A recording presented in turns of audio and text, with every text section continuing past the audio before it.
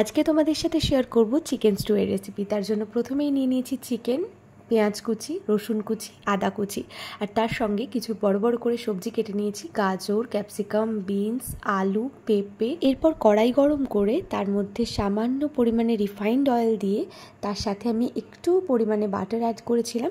তারপরে থেতো করে নেওয়া গোটা গরম মশলাগুলো দিয়ে তার মধ্যে রসুন কুচি, আদা কুচি, পেঁয়াজ কুচি দিয়ে ভালো করে লাল লাল করে ভেজে নেব। পেঁয়াজটা মোটামুটি ভাজা হয়ে গেলে তার মধ্যে ধুয়ে রাখা চিকেনগুলো দিয়ে ভালোভাবে নাড়াচাড়া করে নেব।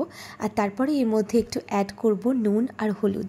হলুদটা অপশনাল, আমি দিয়েছি, তোমরা নাও দিতে পারো। এরপর এর মধ্যে আলু, গাজর, পেঁপে সমস্ত কিছু অ্যাড করে তার সঙ্গে কিন্তু আমি ব্ল্যাক পেপার পাউডারটা দিয়েছিলাম। এরপর আমি ক্যাপসিকাম আর বিনসটা অ্যাড করেছিলাম, কারণ একসঙ্গে যদি আমি দিতাম তাহলে কিন্তু অনেকটাই গলে যেত সবজিগুলো।